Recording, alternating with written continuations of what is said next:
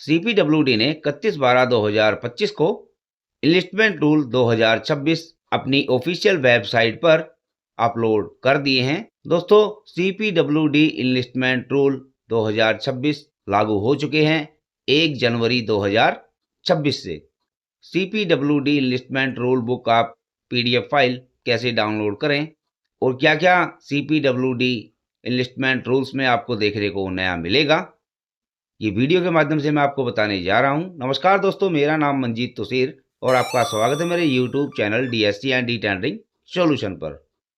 CPWD enlistment rules book आपको download करने के लिए या देखने के लिए अपने मोबाइल फ़ोन या लैपटॉप पीसी में गूगल ओपन करना होगा। यहाँ पे आपको टाइप करना होगा सीपीडब्ल्यूडी और सर्च करेंगे। जैसे ही आप सर्च करेंगे दो ऑप्शन आपको नजर आएंगे। सबसे ऊपर ही है सीपीडब्ल्यूडी। किसी भी ऑप्शन पे आपको क्लिक करना होगा। मैं फर्स्ट ऑप्शन पे क्लिक कर रहा हूं, सीपीडब्ल्यूडी लिखा हुआ है। नेक्स्ट आप देख पाएंगे सीपीडब्ल्यूडी ऑफिशियल वेबसाइट ओपन हो गई।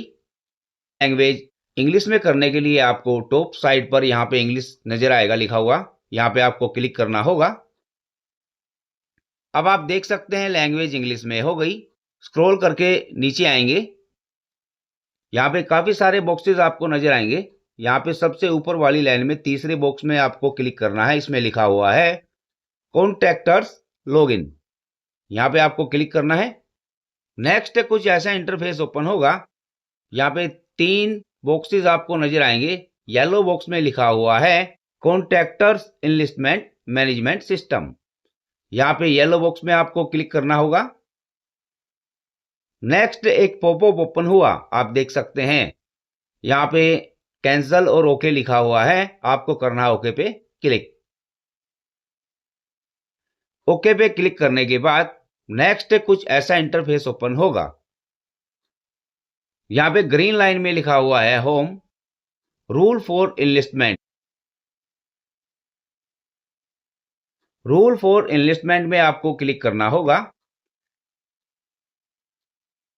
नेक्स्ट रूल फॉर इनलिस्टमेंट 2020 से लेकर 2026 आपको नजर आएंगे। हमें दोस्तों प्रेजेंटली 2026 के रूल देखने हैं, तो उसके लिए हमें क्या करना होगा, यहाँ पे 2026 के आगे ही एरो का निशान है, यहाँ पे आपको करना है क्लिक। नेक्स्ट आप देख पाएंगे 2026 के सामने लिखा हुआ है रूल बुक और नीचे ही सर्कुलर। आपको रूल बुक पे क्लिक करना होगा। जैसे ही रूल बुक पे आपने क्लिक किया, आप देख पाएंगे एक 91 पेजेस की पीडीएफ फाइल आपके सामने ओपन होगी। आप मोबाइल से डाउनलोड नहीं कर सकते, अपने लैपटॉप पीसी से डाउनलोड कर सकते हैं। 31/12/2025 और 1 जनवरी 2026 से सीपीडब्ल्यूडी इनलिस्टमेंट कॉन्ट्रैक्टर रूल्स लागू हो चुके हैं, अप्रूव हो चुके हैं, जो कि आपको सीपीडब्ल्यूडी की ऑफिशियल वेबसाइट पर इस तरह देखने को मिलेंगे। अब सीपीडब्ल्यूडी इनलिस्टमेंट रूल्स लागू हो चुके हैं, लेकिन जिनकी इनलिस्टमेंट एक्सपायर हो चुकी है, जिनकी कॉन्ट्रैक्टर लाइसेंस सीपीडब्ल्यूडी का या अन्य डिपार्टमेंट का जो सीपीडब्ल्यूडी के रूल्स फॉलो करते हैं, उनकी रजिस्ट्रेशन एक्सपायर हो चुकी है या 1-2 महीने में एक्सपायर होने वाली है, उनके लिए क्या अच्छी बात है, इसमें लिखा हुआ है 1 जनवरी 2025 से लेके 31 मार्च 2026 तक जिनकी रजिस्ट्रेशन एक्सपायर हो गई है या एक्सपायर होने वाली है, उनकी रजिस्ट्रेशन 31 मार्च 2026 तक वैलिड मानी जाएगी। यानी कि 1 जनवरी 2025 से लेके 31 मार्च 2026 के बीच जिनकी रजिस्ट्रेशन एक्सपायर हुई है, वो अभी टेंडर डाल सकते हैं।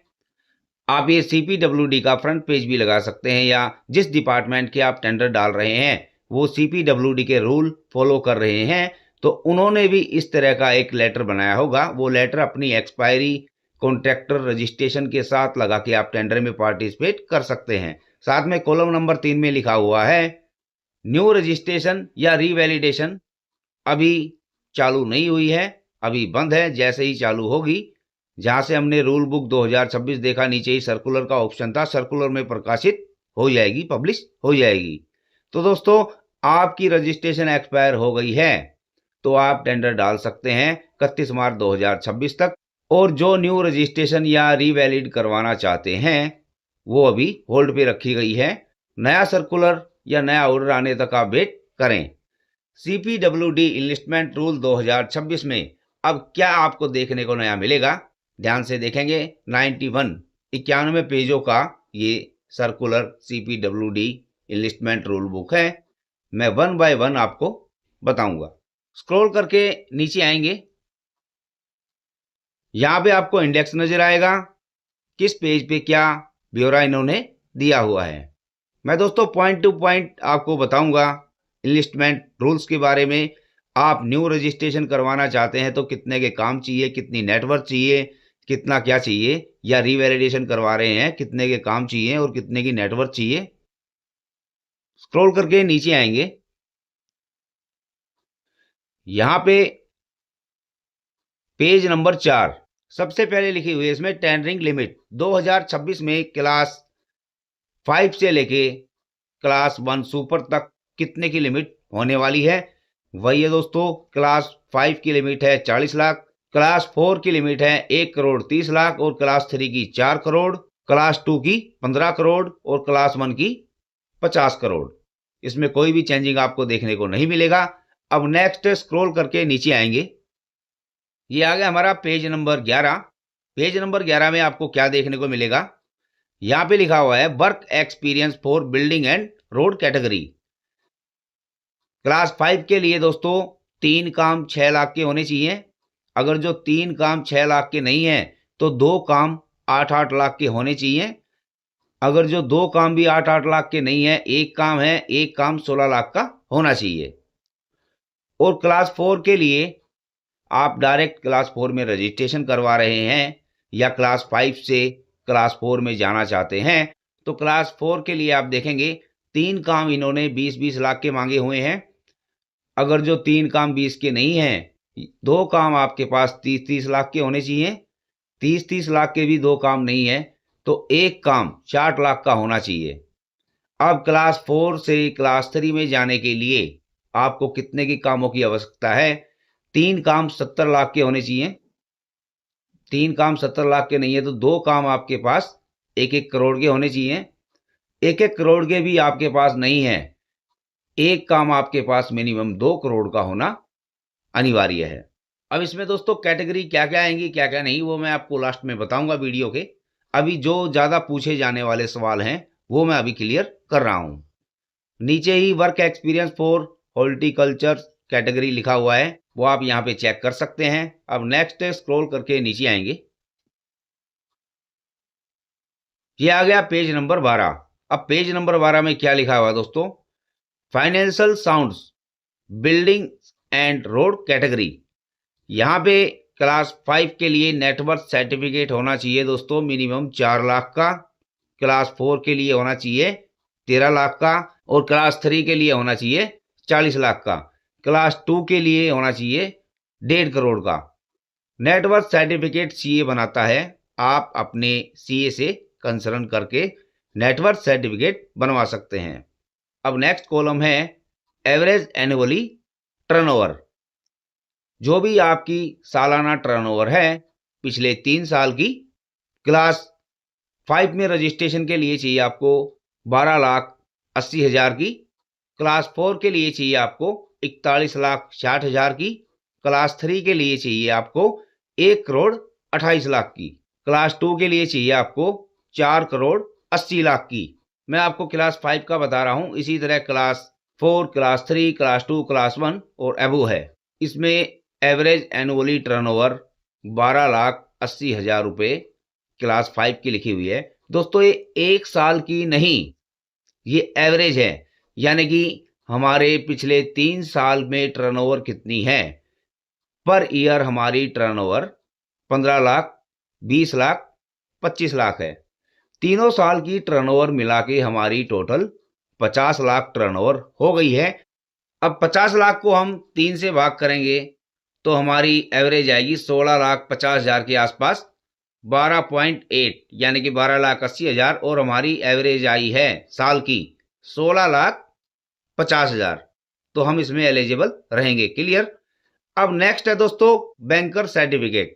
क्लास 5 के लिए चाहिए 12.8 12,80,000 की। क्लास 4 के लिए चाहिए 41,60,000 की। क्लास 3 के लिए चाहिए 1,28,00,000 की। क्लास 2 के लिए चाहिए 4,80,000 की। जो एनुअली टर्नओवर है सेम वही अमाउंट होना चाहिए। अब नीचे हॉर्टिकल्चर लिखा हुआ है। अब आएंगे स्क्रॉल करके इसी पेज पर, पेज नंबर 12 पर ही, यहाँ पे 6.3.3 में क्या लिखा हुआ है, फॉर क्लास 1 सुपर, क्लास 1 2 3 4 5 इन सभी कैटेगरी के लिए इन्होंने लिखा हुआ है नंबर 1 बैंकर सर्टिफिकेट और नेटवर्थ सर्टिफिकेट, इनमें से एक। और नंबर 2 में लिखा हुआ है average annually turnover certificate on work during the last 3 year. आपके पास बैंकर सर्टिफिकेट या नेटवर्थ में से एक चीज होनी है। और नंबर 2 एनुअली टर्नओवर, यानी कि आपकी कितने की टर्नओवर है सालाना पिछले 3 साल की, वो तो मैंडेटरी रहेगी। यहां तक क्लियर। अब स्क्रॉल करके नीचे आएंगे, ये आ गया हमारा पेज नंबर 16, पेज नंबर 16। इसमें लिखा हुआ है क्लास 5 के लिए आपको 3,000 रुपए की रजिस्ट्रेशन चार्जेस देने होंगे। क्लास 4 के लिए 5,000, क्लास 3 के लिए 10,000, क्लास 2 के लिए 15,000 और क्लास 1 के लिए 20,000। ये आपकी रजिस्ट्रेशन फीस लगने वाली है, जो कि पहले भी यही थी। CPWD ने ज़्यादा कुछ बदलाव नहीं किया, ये अच्छी बात रही।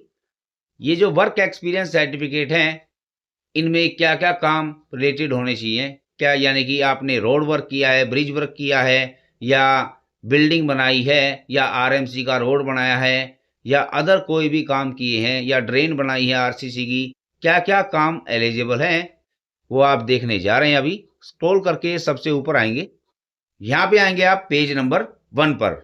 इसमें लिखा हुआ है boundary wall, retaining wall, building का मेंटेनेंस, अन्य निर्माण।